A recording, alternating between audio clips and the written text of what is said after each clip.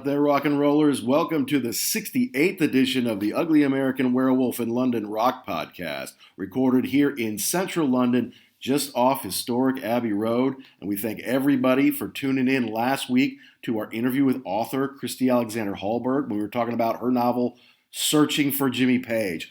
Great book, and we obviously talked in depth about Jimmy Page's life, his time in Led Zeppelin, some amazing sites around the UK that Christy was able to visit, Led Zeppelin sacred ground, if you will, and talked about his 1988 album Outrider a little bit, because that's the time in which it was set. It was our first release as part of the Pantheon podcast network, which is an amazing group of music podcasts, and we're really honored and excited to be a part of it. They've been very good to us, and we've got a lot of exciting things coming up. Now, at the end of last week's show, you might have heard me say that we were going to talk about Pink Floyd's Momentary Lapse of Reason, and we did record that, because the 30th anniversary is coming up later this year. But we decided to put that into the vaults for a little while because we've got some more pressing anniversaries coming up here very soon. Speaking of which, this month, March 2022, is the 50th anniversary of Deep Purple's Machine Head. Those of you who don't know, Machine Head contains Smoke on the Water.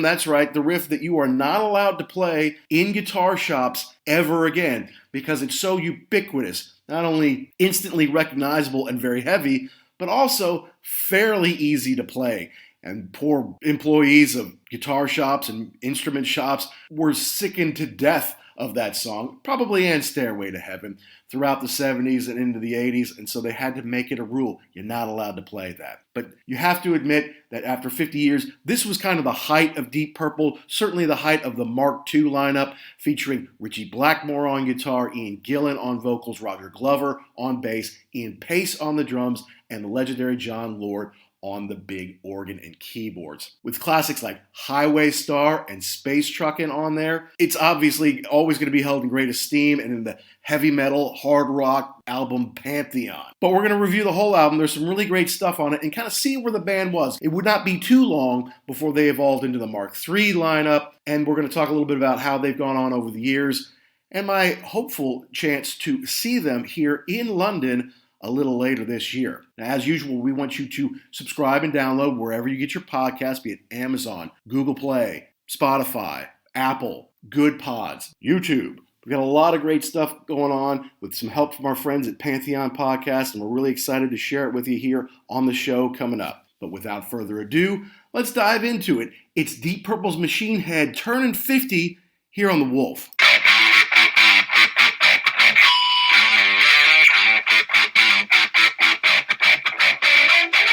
Thanks for tuning in here with me, Jackson, and doing Machine Head, turning 50 this month, which is kind of crazy. But then I guess there's never been a time in our lives as people who are almost 50 years old where there was no Smoke on the Water, right? I mean, Smoke on the Water is notoriously like an overplayed riff in the rock and roll pantheon. I mean, it was famous in Wayne's World, like, no Stairway to Heaven. But to go to the guitar shops in the 70s and 80s, they had signs on the wall that said, no Stairway to Heaven, no Smoke on the Water. Right. It's one of those songs where Deep Purple, I've never heard of Deep Purple before. You put that on. Oh, yeah, I know that song. Of course you do. Yeah, it's just in the lexicon of classic rock, hard rock, just listening to the radio. There was a skit, I think, remember Kids in the Hall, where there was a guy and he had sold his soul to the devil, or something about the devil was coming after him, and he fought him off with the Holy Triad, and it was just the beginning of Smoke on the Water. He's like, no, it's too powerful. I can't deal with that. So yeah, I mean, it's part of hard rock legend now, along kind of with the Highway Star and Space Truckin' also, if you're into that, but definitely that one transcended the band itself. Well, no doubt about it. And you're right. Highway Star and Space Truckin' were big on American classic rock radio. Those are songs that we've heard since we were little kids, and they are still in heavy rotation to this day. I guarantee if I go home to my favorite rock station, I will hear one of those over the course of a couple of days. But just the song "Smoke on the Water" and the story behind it, which we'll get into, as far as being on Lake Geneva and getting ready to go and play the casino for a week or two, and then a Frank Zappa concert, there's a huge fire and it burns the casino down. That's just the stuff of rock and roll legend, and they immortalize it with that song. But the riff, I mean, anyone can play it. You literally, my daughter was taking guitar lessons as a 6-year-old, and because it was during the pandemic, she had to do it over Zoom. And that's one of the first songs she learned. And she learned the tablature by heart. So, and I'm not just talking about hitting it with her fingers. She sings it 3 6 8 3 6 9 8 3 6 8 6 3. There are different ways you can play it, but if you're just going to play one string, that's Smoke on the Water, And yeah, you don't even have to learn to play. I remember being on like an 8th grade, not a field trip. It was like a getaway for like a week or a long weekend or something like that, where they took us out to like the woods near a lake or something like that, and had us bond as a class and do a bunch of stuff. Okay. There was a guitar laying around, and this guy, Andy, who had an older brother who's a musician, he kind of knew enough to do Smoke on the Water. And then I saw him doing it, someone who loved music, and then I just picked up the guitar. I'm like, wow, I can do that too. Cool, man. It was just a revelation. Wow, you can make music. It's not this black box that no one else can figure out. There is some stuff that the average person can do. Right, and those are the best. When you think to yourself, it's simple, but it's iconic. And you're right. If you mess with it, you can play that, and you feel like it just becomes much more accessible to you. And sometimes the simple stuff is the best.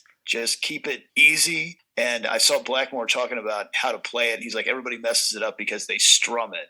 And he's like, what he's doing is he's picking 2 notes at a time, and that's what gives it that really dug in chugging sound on there.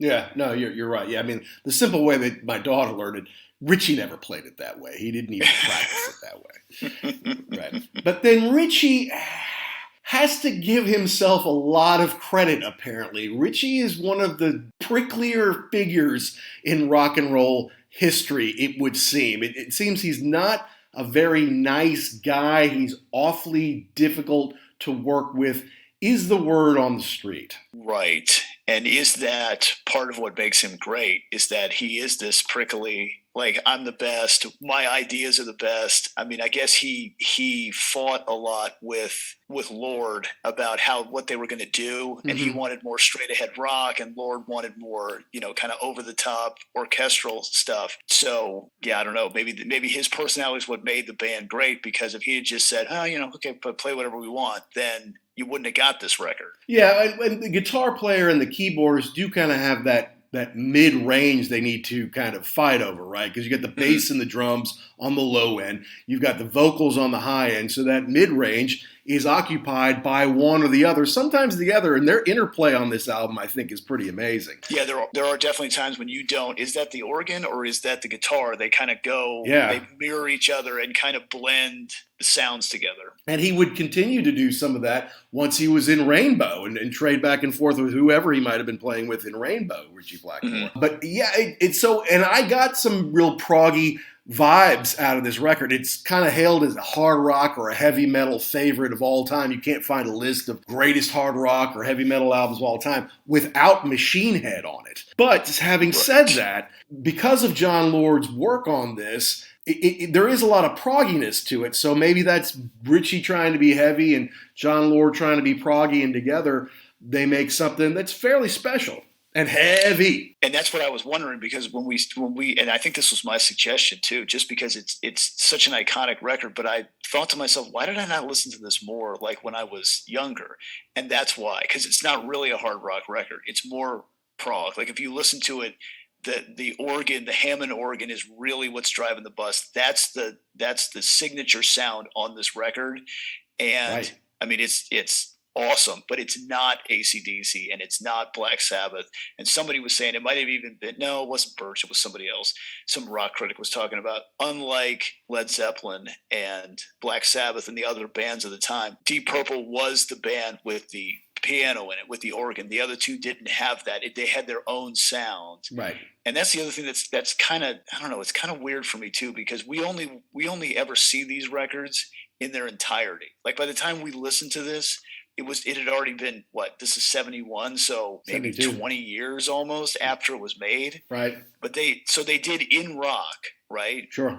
And then they did Fireball, and Fireball was, I mean, it was out there. And so this was kind of like, no, we need to refocus, we need to do this, we need to make more of a rock record. So when they put this out, this was a big deal for them, because they were kind of like establishing themselves. This is what we're going to sound like, not the over-the-top pieces for orchestras. And I mean, I think that Blackmore didn't hate playing that, but I think he didn't love it either. This was more of his forte. Yeah, let's get into a little bit about the state of the band at the time. Okay. Because, in the late 60s, they had a big hit with Hush. Hush, it was big all over the world. But that singer wasn't doing it for Blackmore. And the bass player wasn't holding up his end of the bargain either. So he already had Ian Pace on the drums. He already had John Lord on the keyboards. Like, those guys are good, but I need something else. And so then he found Ian Gillan and Roger Glover, who were they came as a package deal, which is an amazing upgrade. And Roger Glover is key to the sound of Deep Purple as a songwriter, as a producer, not to mention the voice of Ian Gillan. So that made what they called the classic Mark II lineup. Mm-hmm. With Ritchie, Ian Pace, Ian Gillan, John Lord, and Roger Glover. And they made these classic records in the very early 70s, from 1970 or so to 1974-ish, something like that. And then, of course, the Mark III lineup came after, when Ian and Roger left. And then they brought in Glenn Hughes, the voice of rock, on bass and on some lead vocals, and the legendary David Coverdale to replace Ian Gillan. And they had some success after that. We'll talk about that. So this was the Mark II lineup at its height, right? Mm-hmm. But like you say, they had been writing on the road, and then they would go in the studio to break into In Rock or to break into Fireball. And they really wanted a chance to capture their live sound better, because they weren't capturing in the studio what they were doing live, which is a complaint we hear from a lot of bands. Right, and I think that this band was really built to play live. That's what they wanted to do. They made these records in order to play them live. It seems like there weren't a whole lot of overdubs. They wanted to go in there and record it all together and make it sound like you were listening to a live recording. Obviously, they did some studio magic. It's not a live record, but just to have that vibe. And the other thing that I was looking at also is the fact that it's referred to as not a traditional band. Let's put it that way. Like the Beatles, they met in school. The Who, they met in school. Genesis, they're all they're kids together. They grow up. This is a professional band with professional musicians.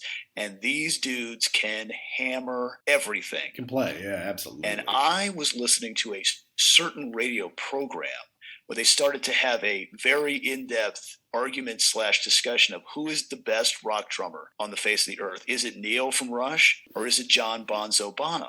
Back and forth, back and forth. This person says this person says that. Okay, let's get an expert on the phone. Here's Lars Ulrich on the phone. Lars, who is the best drummer, Neil or Bonzo? Ian Pace from Deep Purple. Yep. Yeah, and so I think he is, I don't want to say underrated, because I think he is held in super high regard by professionals who know what they're talking about, because he has been described as making stuff that's extremely hard look very easy.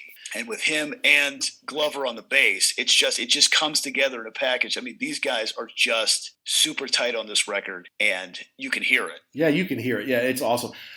I think he's underrated in America. I don't think in Europe or in the UK. I think Deep Purple is held in very high esteem. And the fact that it took them 20 or 25 years or something ridiculous to finally get into the Rock and Roll Hall of Fame, it was insulting. Now, part of that is the Rock and Roll Hall of Fame doesn't care for hard rock and heavy metal that much. But also, there's also the issue of who from the band do you put in? Because it's not like everybody who was ever in the band gets into the Rock and Roll Hall of Fame. But who do you put in and who do you leave out? And they're leaving out Steve Morse, who's basically been in the band 30 years and is an incredible guitar player. Took over for Ritchie in about 1993 or 4 after Joe Satriani had a small stint in there once Ritchie left. But, They put in Glenn Hughes. They put in David Coverdale. Did they put in Tommy Bolin, who came in for the Mark IV lineup for one album after Richie left? No, they didn't. But the guy who sang Hush, who no one even knows if he's alive or dead, like no one on the planet knows where he is, he got in. So it's all very political, and it's a bunch of nonsense, and it's controlled by people like David Geffen and Jan Wenner, who that's not what I like. Well, who cares? Everyone else in the whole world likes it. What's wrong with you? And I think that's kind of one of the problems, especially in the United States with this band, is that it's not an easy thing to think of who was in there. Like Zeppelin, there were only ever 4 guys. The Beatles, there were only ever 4 guys. This was they mixed and matched a lot of people. There were several different lineups.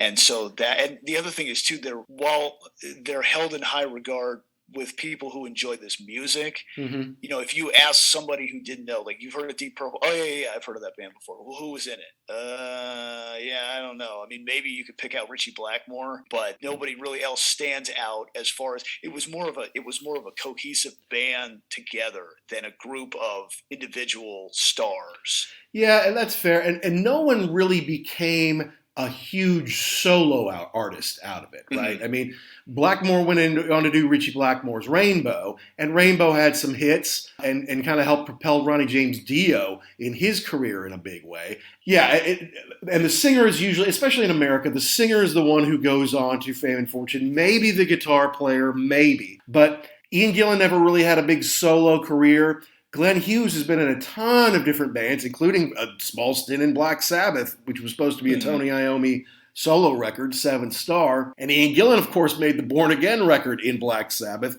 which is big among hardcore fans, but did nothing in 1983 during the heart of like MTV surging and synth pop and new wave and Duran Duran. That just didn't fit. So yeah, they never really broke up to do their own thing. And now Deep Purple's been ongoing. They took a break from the late 70s into the 80s. They got back together with Richie Blackmore, and then eventually Richie left and like, thank God. Now we get somebody who's easy to work with. Satriani was in there for a while, which I think was just kind of he was like a pinch hitter for a while. Yeah. Until they got Steve Morse, who is an amazing guitar player and has been with them for basically 3 decades now, longer than Richie was ever in the band. Right. But again, it's something that has gone through so many changes that it's hard to really put a lineup and a face together. But I think if you could do that, this is the Mark II is the classic, definitely the one that, I mean, you're talking about only one thing can go in the Hall of Fame. This should have been it. This would be this lineup. Yeah. Yeah. And no offense to Coverdale or Glenn Hughes, love Glenn Hughes, Yeah. They're great and they deserve to be in the Rock and Roll Hall of Fame. Absolutely. But yeah, if you could only take one lineup, the Mark II lineup is it. And a big reason is because of this record Machine Head. Right. Which I don't think there's a bad track on here. It's not. They're not all the same. And I think there's only 7 songs on here. Yeah, that's right. But I mean, they come out driving. No pun intended. Right from the beginning. Maybe a little. And yeah, maybe. Yeah. I mean, right off the bat with Highway Star. I mean, it's just, you want to start a record off. They're just dropping you they're dropping you onto the roller coaster tracks right off the bat. Yeah, man. There's frantic bass from Roger Glover to start this track. And John Lord on that organ is powerful, man. It is a great sound, and it's not classical. A little bit it is, but it's heavy. It's more heavy metal than 2 crunching guitars would be. And it didn't sound like anything too, or anything else like that. Like the organ was always kind of, I think, used for more like prog rock is always more like classical music. Right. And I think that's what it had been used for before. So now he was using it through, he was recording it through Marshall stacks, like a guitar, even though like that, I guess, I don't think that had really ever been done before, because he wanted more of a raw, crunchy sound to it. Well, he got it, and his organ work in that middle 8 or the bridge, whatever you want to call it, is great. And, look, Americans love their driving songs. We are the inventors of muscle cars, and we've got all these big highways and dirt roads, and we love a good driving song, and Highway Star is it. And it may have never been a top 40 hit or anything like that, but it has been a staple of AM radio and now FM AOR classic rock for decades, and it's huge in America. Yeah, and even though when you listen to the lyrics, they're kind of silly. Yeah, but I think it's the spirit and it's the music that really pushes this one over the edge. I mean, cars, girls. I mean, that's all rock and roll staples, and just that the whole thing coming together, like even the bass and the guitar. If you listen to what they're doing, and this is throughout the whole record, they do exactly what they need to fit into the song and add to it without being distracting. I agree with that. Yeah, absolutely. Yeah.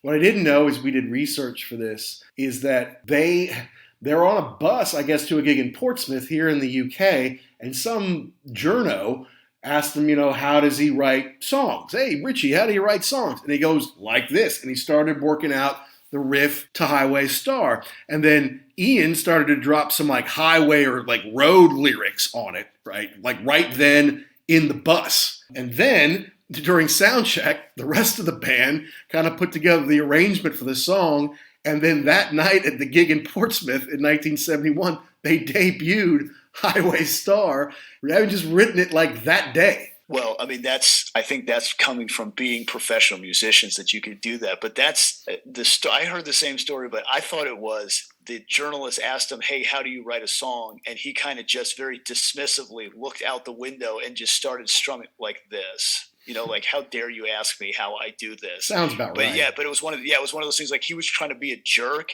But yeah, I think they were like, hey, wait a minute, that's pretty good. We can use that. Don't throw that away. Right, yeah. Hey guys, this is Chris from My Rock and Roll Heaven, and you're listening to the Ugly American Werewolf in London podcast. But it's a classic. It's rock and roll classic, staple of classic rock. And it's fun. And when you hear it coming on, when it's building up at the beginning, his voice is building, and it's like here we're in for it now, man. Here we go. Great. That's one of those. If you hear it in the car, all of a sudden, hey, well, how am I going 95 all of a sudden? Okay, slow down. It's just a great driving song, and it's just fun to listen to. I wonder if you could use that as an excuse. Like, officer pulls you over. You know how fast you're going? Like, no, officer, look, I'm sorry. I was doing the speed limit, and then Highway Star came on, man. What do you want me to do? He's like, oh, all right. Well, be careful. You're next right. time. Yeah. You, such and such. I'm ripping this ticket up. Yeah. So then it goes into the next song. It's a little bit of a change of pace called Maybe I'm a Leo. I would call this like a heavy metal funk song. Yes, it is funky, but it's nice because you got to have a change of pace. You were going so frantically on that first one. You need to slow it down. Mm-hmm. But you still have that again. If you've never heard this track before and you kind of played it, you're like, well, that sounds a lot like Deep Purple, because it has that signature organ sound on it from the beginning. But yeah, I like it, and I like the fact that they do slow it down and give you a chance to kind of rest here for a minute. Even though it's still heavy. It's just slower. It's just slower. Yeah. And it's got a lot of plodding bass and a lot of thumping from Roger Glover on this one. Richie doesn't really stand out. His solo in the middle is not that great to me. There's kind of a fade out that has some better guitar work from him. But the actual solo is definitely not his best. If you ask me. But I guess Glover wrote this riff after listening to some John Lennon, so that shows you just how important the Beatles still were, even though at that point they had broken up and were now solo artists. Listening to the individual Beatles now was still just as important for rock and roll fans and for musicians who were like, all right, well, how do we kick it up a notch? How are we going to be better? What's out there that we listen to? It's going to be solo Beatles, if not the actual Beatles anymore. Yeah, absolutely. And I mean, to this day, they're still influencing people, even though, it had been that long. They still had their fingerprints all over this. I like the way that the guitar solo at the beginning goes into the organ solo. It's like a handoff, and he kind of, the play back and forth between them. And I guess that was really never going to work, because if you're going to be a guitar god, it has to be all about you. It can't be, we also have the organ there. And there's really no room for more than one giant ego in a band. Well, it just occupies the same space sonically. And you hear one of our favorite bands, Alex Lifeson of Rush, talking about how in the 80s, he had a hard time finding his place because Geddy was doing all that keyboard work that kind of occupied the space that he was supposed to be in. So he's like, now what do I do, right? And for Richie, it's easy. It's like, I go, you sit down. That's kind of the way he thinks, right? What I learned that I thought was interesting was they did this at the BBC like an in-concert. They did like a Deep Purple in-concert where they basically played most all of this album. But that was really the only time they played maybe I'm a Leo in the 70s. Now, once Joe Satriani came in when Richie left, they started to do it again because people want to hear stuff from this incredible album. And it's not just the three big ones because they know them all so well. So Richie's like, we're not going to play that one. After he's gone, the catalog opens up and people are like, yeah, sweet, we get to hear these songs finally. Yeah, this is definitely one of those records they could play start to finish in concert and people would love it. And see, now, I've had tickets to see Deep Purple at the O2 with Blue Oyster Cult opening for them. I've had these tickets for 2 years now. And of course, it keeps getting postponed due to COVID. They've postponed it till October of this year. I don't know if I'm going to be here in October of this year, but maybe I'd have to come back if I think you would have to. Yeah, I really don't want to miss that show. Do it. Absolutely. Not to mention, now that it's 50, maybe they're going to play the whole thing in its entirety. I mean, Yes was supposed to play Relayer in its entirety 2 years ago. It's been canceled. Now they're going to play this year. But this year just happens to be the 50th anniversary of Close to the Edge. So instead of doing Relayer, they're going to do Close to the Edge. Now, for me, that's awesome because I love Close to the Edge. And Relayer's good. Only album to feature Patrick Moraz on keyboards. It's kind of like Rick was out of the band and then he came back afterwards for a while. But it's a little more esoteric, whereas Close to the Edge is a huge one. So to the big Yes fans who've already seen them do Close to the Edge in their entirety and wanted one chance to see Relayer in its entirety, I'm sorry for you guys, but for me, it's a bonus. But see, that's my point. They could do Machine Head in its entirety on its 50th anniversary. They could do that this year if they wanted to. So yeah, and I mean, it's only 7 songs long. So, I mean, you could do that and other stuff, other hits, and not have people be disappointed. Yeah, and you say that, but then like I look at Made in Japan, their live album that came out after this, and they can do Smoke on the Water for 15 or 20 minutes, and they can they can do Highway Star or Space Truckin' for like 20, 25 minutes. It's pretty crazy. So yeah, but you're right. Yeah, it wouldn't just be that stuff. So who knows? We'll see. Moving on to the third track, Pictures of Home. Right. What'd you think about this one? Well, here's what I think. I am not an entertainment lawyer. However, the beginning of this, the drum intro, is the same as Over the Mountain from Ozzy Osbourne that he would do in 1982's Diary of a Madman. I'm like, you ripped that off 100%. Interesting. Wow. Yeah, I didn't think so about anyway, that. I mean, it's killer. I mean, it's fantastic. It's a great way to showcase the drums, which to this point, I mean, they've been there, but they haven't really been center stage. It's a cool one. We come from, kind of this funky thing to another hard driving, sweeping epic of a song. I know they were a little bit apprehensive about Gillian singing about eagles and snow, but it works. It really works. Well, he is singing a little more softly. I would say even more humanly instead of that big shout, that scream that he does on so many things. And Richie's much better on this one than he was on the previous one. But interestingly enough, most of the band thought it was pretty commercial sounding and thought, yeah, we could make this into a single. But Blackmore refused to play it. He just did not like it. And he's like, nope, I'm not playing this one. Nope. Not doing it. And so it's like, okay, I guess. I mean, if Richie won't play it, I guess we're not going to play it. But it just seems weird that someone would do that, I mean, look, at this point, all tracks are written by Deep Purple. They all get equal share of it.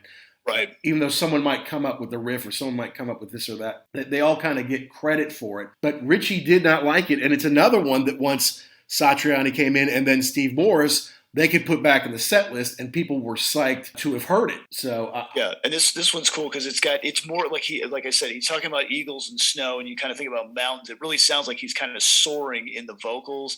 There's a really cool bass solo breakdown in there. Oh yeah. I mean, again, the bass has been there the whole time, but here's a nice chance to kind of put it front and center. And then there was some song about there was some deal about how Blackmore listened to like Bulgarian shortwave radio or something like that. And he was always listening to something strange, and he got the riff from it or something like that. And I don't know if that's true or not, but that's a cool story about how, as a musician, like, where do you get these things from? Where do you get inspiration from? Where do you, I mean, are you trying to think of something like, man, I need to write a song today. Okay, 1, 2, 3, go. Or are you just going through life and something hits you and you say, oh, I like that a lot. That'll work. Yeah.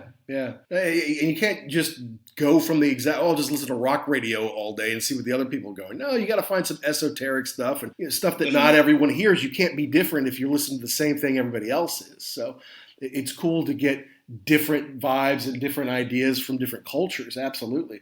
But like with John Lord jamming out on the end with Roger, like you said, they're all that killer bass on it. This is very proggy to me, especially the end of it. Yes. This is a very proggy song. Right, where it like stops for a second. Yeah. And then it kind of wanders, but there's a weird, it doesn't sound like it goes, but it does in the song. They stop and then it goes right back into the guitar solo. Yeah, definitely. It fits, but it's not the same thing.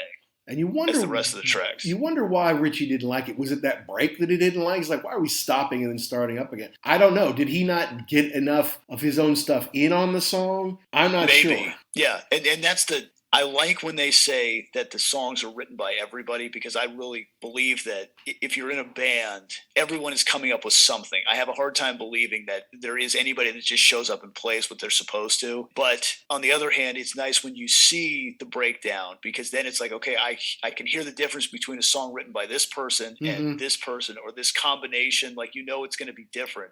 So, yeah, I mean, who knows? Maybe that was the deal. He had other stuff that he wanted in here. He wanted the song to go a different way, and he was outvoted, and so this was his way of, putting his foot down and saying, I'm not doing this. I guess so, yeah. But the next song, which would be the last song on side 1 of the LP of the cassette, Never Before, I gotta tell you, I like this one. And I like Ian's voice on this one. It's not quite as heavy as some of the other songs on the album, and it was the first single they released off the album. Yeah, and apparently it didn't do so well at the beginning, and Blackmore was saying something about how it's interesting, the record company, they use we and you. When you're doing well, it's we. We have a great, we're climbing up the charts, we're doing this, but when you're doing bad, it's you have to find the sound and you have to do these other things. Oh, okay, I see how your single failed the chart in the U.S. Yeah, exactly. Whereas we're burning up the charts in Belgium or whatever. Yeah, this sounds like a 70s funk song, but they make it like, I wrote down hard funk ? Is that a thing? I don't know, but yeah, it's got more of a funky vibe. It's nice because here's another change of pace after coming off of this sweeping epic of Pictures of Home. They kind of change gears again to reset you a little bit. Yeah, and it is the shortest song on the record. I mean, it's the only one that isn't at least 4 minutes long, so that makes it more radio friendly kind of automatically. It has a nice slowdown in the bridge there that I like. And it too was just like Maybe I'm a Leo. It was only played once at that BBC in concert performance, so, which again is bizarre. It's your single and you only play it once. That doesn't make any sense. Now, I know it barely charted, got to 35 in the UK and did not chart in the US. I understand, but sometimes the charts are wrong. Sometimes the DJs are not playing the songs they should. Maybe people don't like it as much, but maybe not enough have heard it. I don't know, but to me, it's a really good song, and being that it was the first single, they did have a B-side on it, When a Blind Man Cries, which I had never heard before. And it's a blues track, basically. It wouldn't have necessarily fit on this album very well. So it makes a good B-side from the era, but wouldn't be a good fit for the other 7 songs on this record, in my opinion. Yeah, and I think they really like that song, but again, you're right. Like, it just doesn't go. It would have been a weird add-on, or either you put it at the end, and why did you do that, or you kind of put it in the middle, and it kind of breaks the vibe that you've got there. So yeah, it is a really cool B-side, and that's we've talked about this before. That's the great thing when you discover that extra song you haven't heard. And, right? Hey, well, how come I never heard this before? Well, they kind of buried it a little bit. Yeah, and I'm a sucker for B-sides. The band who was supposed to open for Deep Purple, famous song on Burning for You, there's time to play B-sides. When you've got the time to play B-sides, you've got time in your life. And it's wonderful. It's wonderful time, folks. Listen to the B-sides. Speaking of which, Jackson, I just picked up the 2-disc Iron Maiden Best of the B-sides, which is not the easiest to find. Very hard to find new. I had to buy it used, but it was in good shape, so I did it. Definitely, it doesn't have every single B-side they ever did, but it's got a lot of them, and we'll listen to it once you're over here. Cool. This is Neil from Def Leppard Pod, and you're listening to the Ugly American Werewolf in London rock podcast. All right, so now we're flipping the tape, or we're flipping the disc, the LP, and first song on the second side, 368, 3698, 36863, the legendary Smoke on the Water. And I had heard the tale of this thing, but I guess it's one of those deals where it's like you didn't have to do anything to this. Like, you're just telling the story of exactly what happened, and it's insane. So you get to you're going to play the casino. You've got the Rolling Stones mobile studio ready to go, which it makes another appearance. That's right. I guess that thing was way ahead of its time because everybody used it. Everybody. They show up. Zappa's playing that night, so they say, well, okay, well, I mean, that's cool. We'll just go see Frank Zappa play. And some idiot shoots off Roman candles in the place and burns the thing down. And they just, again, it's just like there's no way you made that up. This is a fantasy. No, it really happened exactly that way. Yeah. It's like, what's the Leonard Skinner song, That Smell? Yeah. How did you come up with that?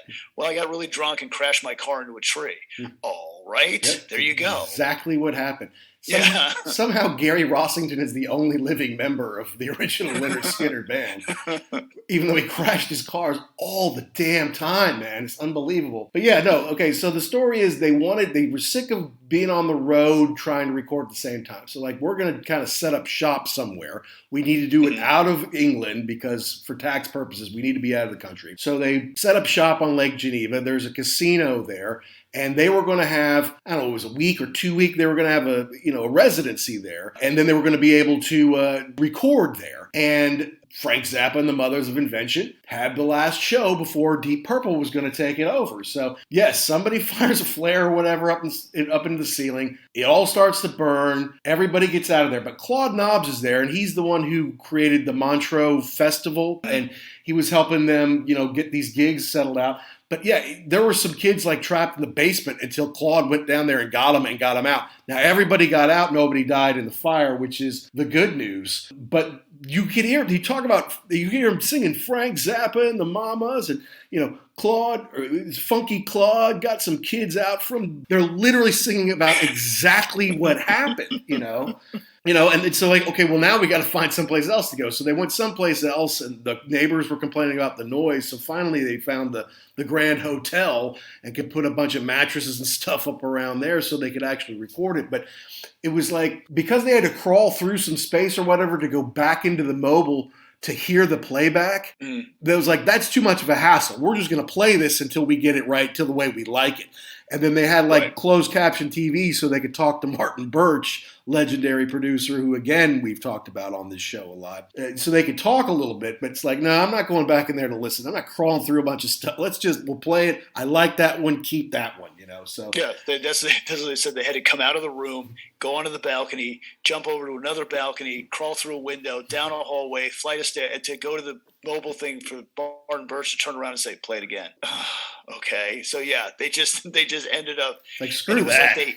I saw pictures of it, and it was like they had the drums kind of like pushed into a corner because they liked the way that sound. And I think that they wanted to do as much stuff, and this was Birch too, in one take or in a continuous take, not having to dub things in, because that's the sound they were looking for. And I think it only took them like 3 weeks to make this record, which is crazy when you think about there are bands that take years and years of just, tracking and retracking. So it definitely adds to the kind of even though it's not a live record, like we were saying before, it does have live characteristics to it. Well, and you got to capture the sound now. You got to capture the mood now. You got to capture where you are now on the sound. You can drag anything out for years and years and years if you want to, and you'll end up with something like Chinese Democracy, which is like, there's no no coherence to it. Nobody wants it. It's like, you have different people from different times doing all sorts of different stuff.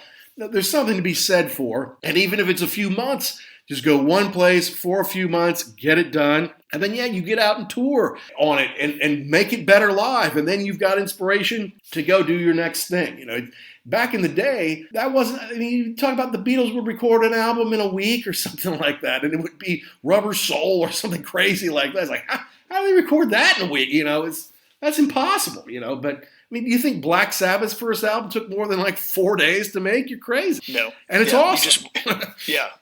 And I think too, if you've got a band like this where you've got big time musicians, it works better because they kind of groove with each other. Like, especially if you're playing the bass, you kind of just slide in there and fill in the space that's open. And I think if you recorded that by itself, you just wouldn't have gotten the same thing. Well, and there's also, they know you're professional, like, it's time to get to work. We've got visas to be in Switzerland. They don't last forever. Mm-hmm. We got to get in here, get to work, and get out, So they did it well. And Smoke on the Water, I don't know, I remember hearing this ever since I was a little kid, the story is legend, but the riff is of course legendary, but just to hear it all kind of come together, it never really gets old. You know what I mean? Well, and I think the more that you listen to it, the more you can pick stuff out. Like, yes, the riff hits you at the beginning. Okay, we got that. But then when the bass when they go into the song after the I think he does it twice. The bass comes up, that boom, boom, boom, boom, and it just starts to drive the song. Like, that's a really cool. It fits in, and it's almost like a separate piece, but it kind of introduces you to the actual song itself and not just the riff at the beginning. Yeah, everybody's doing their part to make it killer, right? Yes, it's Richie's got the famous riff, but then Pace comes in, on the sticks. Yeah. Roger comes in and does his thing. Lord is putting this. It's cohesive. It all sounds like it all fits together really well. But it's like everybody kind of comes in individually along the way to eventually create this rock masterpiece, really. Yeah. And if you listen to it, I've listened to it a ton of times, and you don't really get the whole, if you don't know the story, you might not realize that they're telling you a story, but what are they talking about? Smoke on the water and fire. Ooh, it's so, what do they mean by that? The building was on fire. I'm on Lake Geneva across from the casino, and I see the smoke billowing out over the water. That's what it is, okay? Are you talking about taking a bong hit? No, idiot. I'm talking about something I watched happen. I was supposed to be there the next day, but now it's burnt to the ground. They didn't want to release Smoke on the Water as a single. They didn't hear it as a single. They're like, that's not going to make it. That won't work. And then US DJs are just playing the heck out of it because it's catchy.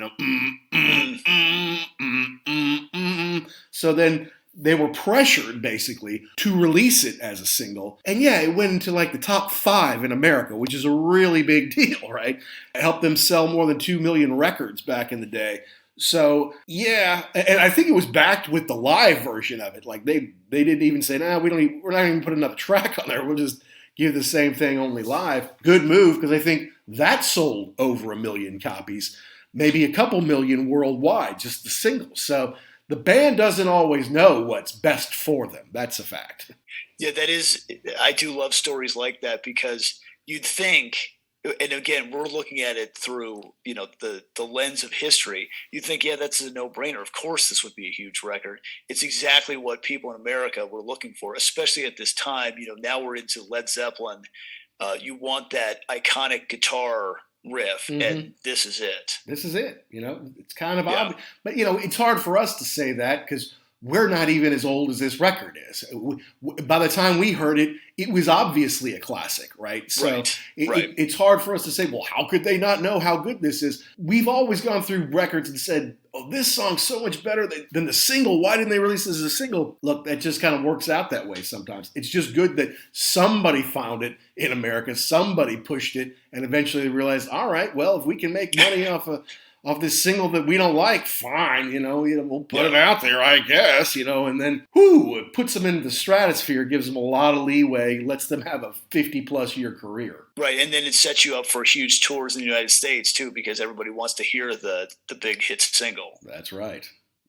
One big hit single can make you a lot of money in the USA. That's for sure. All right. Well, killer way to start off the second side. And then you get into this song Lazy, which is not a lazy song. I mean, over 7 minutes. It's the longest song on the record. And it's kind of a big instrumental. I mean, the vocals don't even come in till more than halfway through the song. Yeah, I think you would get fooled into thinking it was an instrumental, and then okay, I guess we're going to sing in this one. But it sounds like a church organ at the beginning. Yeah, and there's a lot of noodling with Richie and some interplay with John Lord. There's a lot of back and forth. It seems like this is kind of it's been set aside as a showcase to let the virtuosos in the band kind of show off a little bit. Yeah, I had a note here that it sounds, I listened to this a couple times, it sounds like the guy's in a church, right? It's the church organist, but he's out there by himself, and he's kind of, just testing the equipment, making sure it works, and there's nobody watching, so I'm going to get a little freaky here with it. And you walk in on, oh, sorry, I'm just playing the regular stuff. That's what it sounds like to me, because it kind of starts off serious and then gets funky, and then the rest of the stuff come in, and there's a blues kind of riff to it. There's the bass is walking around underneath, and it just sounds to me like everybody's on point on this thing. Like everybody's they're locked in, they've got their groove going, it all comes together, and then all of a sudden the vocals come in, like, oh, wait a minute, I thought this was okay. I thought it was an instrumental. It could have been, yeah. Yeah. And then there's a harmonica solo, which I had not heard before on this record. That's a cool add-on. Yeah, Ian Gillan is actually a pretty good harp player, and you think, okay, well, there's got to be a time where Ian gets to take a break, right? Because it's hard to sing, especially the way he sings. So finish the last song, he gets to go off for a minute. Then they do 3.5, 4 minutes of this song before he needs to come in to add the vocals, and the lyrics aren't incredible. There aren't that many to it, really, but it's a great one. I mean, I guarantee you big, hardcore Deep Purple fans love this one. Yeah, definitely a deep album cut, but something that you can listen to and appreciate, and it adds to the layers on this record. And to do it live, I bet you've got so much leeway to be able to go in so many different directions. You could stretch this out to 15, 20 minutes if you really wanted to. And really, you want to say, okay, Richie's going to go off stage for 4 minutes and really let John Lord just, do his thing. You could do that, So, yeah, absolutely. All right. And then we come to the end of the record, Space Truckin'. I got to tell you, I have always loved this song. And a lot of people don't because it's kind of silly. I mean, it's space trucking. What are you even talking about, right? But this is a heavy, heavy song. And when he's screaming it at the end, oh my God, it's so good to me. I love it, man.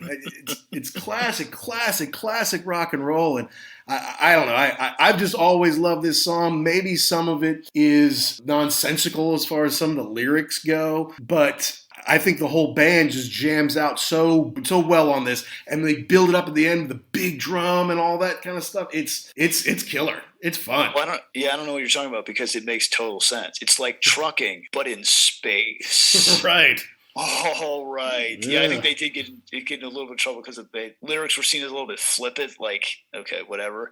This is a weird one because it starts off slow, but then it like Smoke on the Water, it comes at you with the riff, right? This one starts, and then it builds up, but and then it's just kind of frantic at the end. And you're right, he's screaming, space trucking, and is it about being on the road and just being silly, maybe too, with the lyrics, having a good time. And then there was something about, he's talking about Borealis, being out in space, Borealis, and then was there a person, Boring Alice?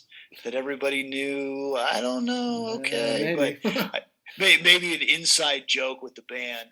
But yeah, and a great way to end the record too. This is not a, we've talked about records that end with like throwaway tracks where it's like, oh, Gotta fill the space. Yeah, we need one more to put. Okay, take this one. This is an awesome way it was a great way to start the record, a great way to end the record. Now with this one, it just kind of, it doesn't fade out, but it kind of just leaves you trailing at the end. No, yeah, it's great, and they used to close the show with this back in the day, and then even when Ian and Roger left for the Mark III lineup with Glenn and David Coverdale, they continue to close the show with Space Truckin', and they would stretch it out sometimes for 20 or 25 minutes.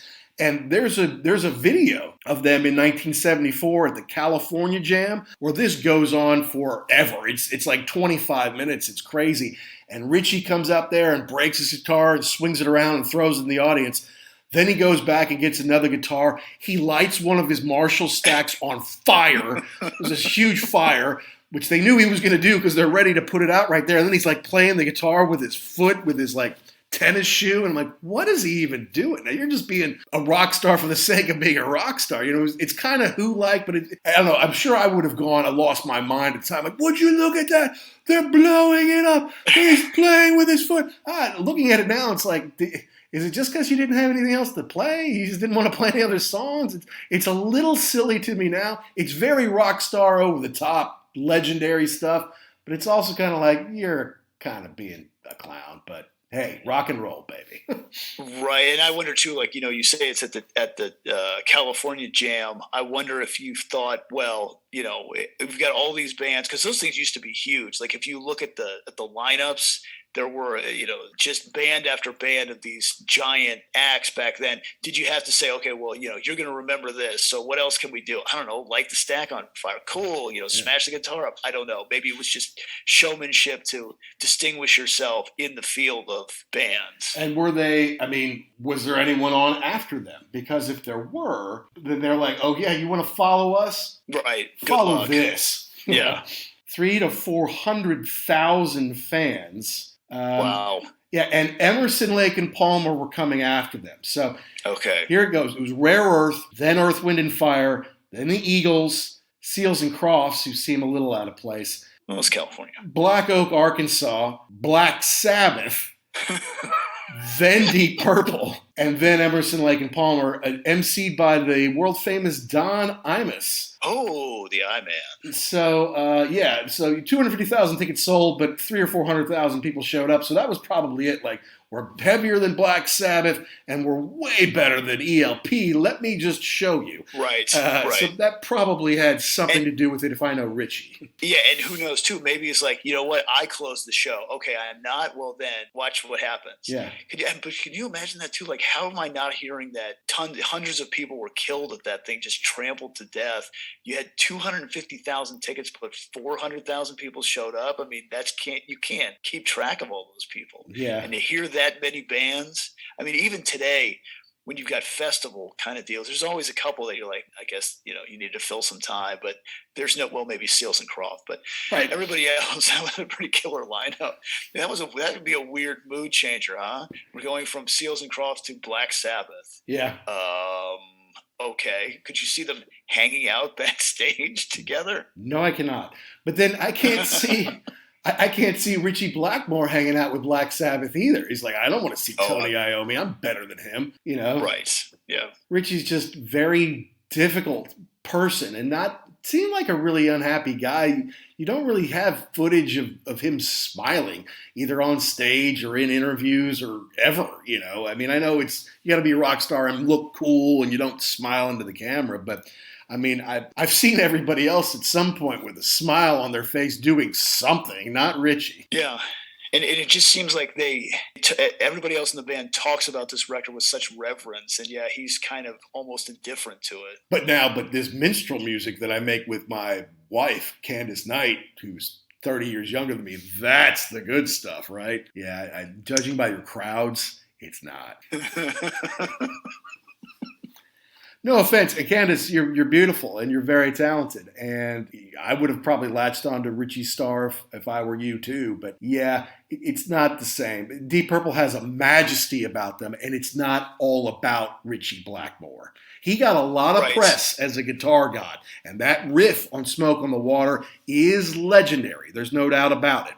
Okay, but he wasn't the only talent in the band. He just wasn't. Right. And to think that, all the stars lined up on this one, to have this band, the lineup together, the hotel, where they had to live in less than ideal conditions, and to have Martin Birch producing the whole thing. Yeah, all the planets lined up to give us this record that cemented them as far as where they were going to move forward, and not, it was not the same thing as Black Sabbath. It was not the same thing as Led Zeppelin, but it was like they established their place in rock history, kind of doing their own thing on this record. Absolutely. Yeah, absolutely.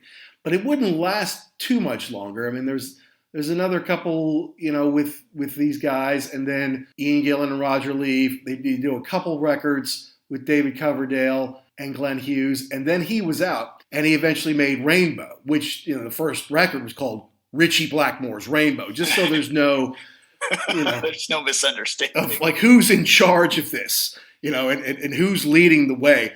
And the fact of the matter is, I think because Ronnie James Dio had opened, I think for Purple, in a band called Elf, and he basically took Elf minus their guitar player for the first Rainbow album, and then over the next few years he replaced them with better people, except for Ronnie, because there really is no better heavy hard rock vocalist than Ronnie. But they made those 3 records with Ronnie, and it was Richie Blackmore's Rainbow. And I hold those records in high esteem, because although they had different players, by the time you got to the end of Ronnie James's run there's that great interplay between the keyboard and the guitar was back. So he had a signature sound. He just wanted it all to himself. Yeah, and maybe that was always the deal, is that he wanted to establish himself as the leader of the band. But I don't think that would have worked. The other thing I wonder too is that they talked about making this record, like purposely going somewhere to make this record, and not tour record. I wonder if a lot of these bands could have gone on longer had they been given any kind of break. But I think the business model back then is that if you're not on tour or making a record, you're just going to die. Like, people will just forget about you. God forbid you take 6 months or a year off.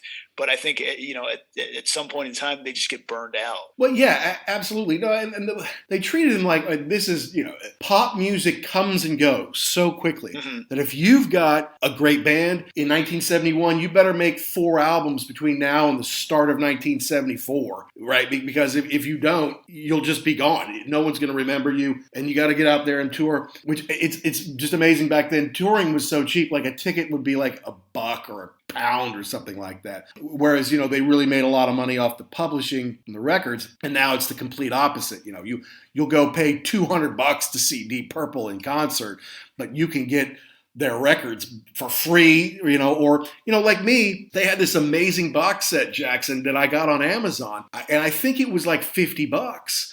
And it was basically everything they did in the 70s.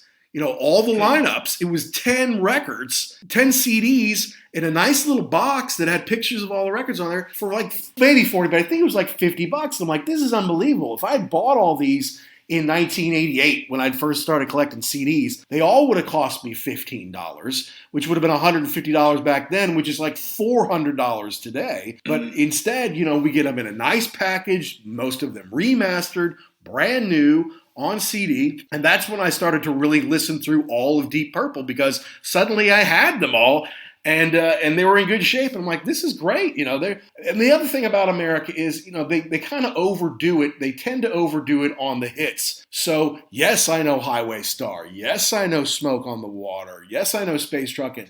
No, I don't know so many other songs that are so good.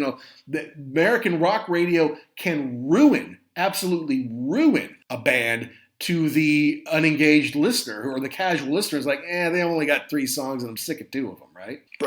Right. And that is a problem with how we do it over here. Because it's McDonald's. You want fast, you want big, you want loud, and you want it a million times until you're burned out on it. But yeah, I mean, even the one you were talking about before, you got it for $50. That was probably $300 or $400 when it came out. Right. I'm sure, a 10-disc set. But yeah, you let it sit around for a while, and all of a sudden you could pick it up pretty cheap. So yeah, the days of making money off selling records are long gone, unfortunately.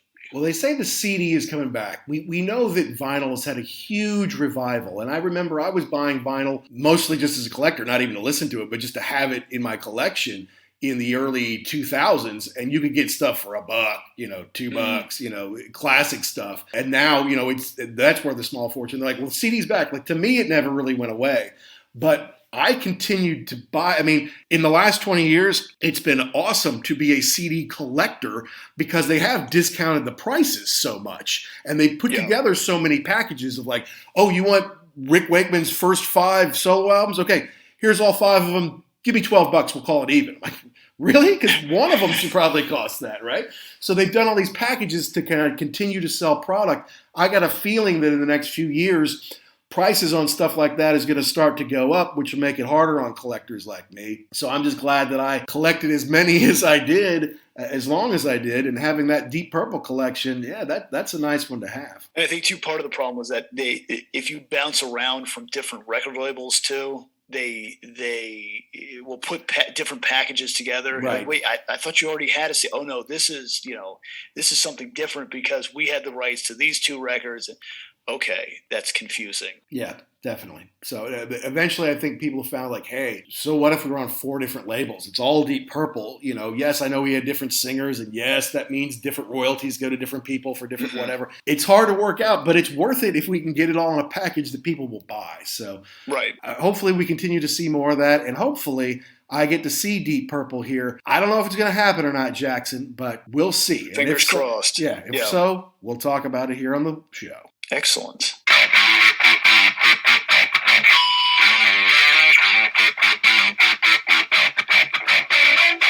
That's me and Jackson's take on the classic Deep Purple album Machine Head, turning 50 years old, if you can believe it. Of course, being not quite 50 years old ourselves, there is no world without Deep Purple's Smoke on the Water or Highway Star or Space Truckin'. Big staple on classic rock radio in America, and we probably underappreciated him when we were younger because we were just into other bands like the Stones, like Led Zeppelin, like Black Sabbath. But I think for a lot of people, especially a lot of people in the UK and Europe, they deserve to be up in the upper echelon, especially of hard rock and heavy metal bands. Certainly they've earned it. Hopefully I get to go see them later this year in the O2. We'll see how all that shakes out. So as usual, folks, hey, did we get something right? Did we get something wrong? Did we miss the point? Did we leave out your favorite part? You've got to let us know. We were on several different forms of social media, but number one is Twitter, where you can tweet us or DM us at ugly_werewolf or at ActionJack72.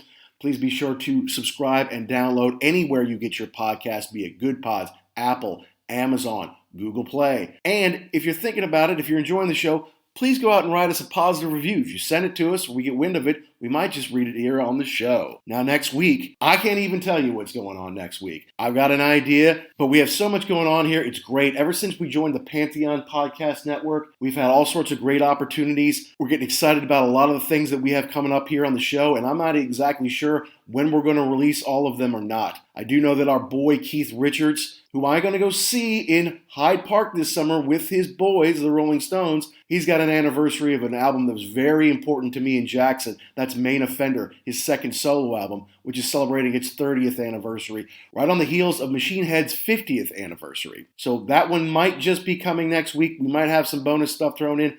I don't even know yet. I can't even tell you. Guess you're going to have to tune in. But you can subscribe anywhere you want, and you can check us out at pantheonpodcast.com. Until next week, all you rock and rollers all around the world, be cool and stay safe.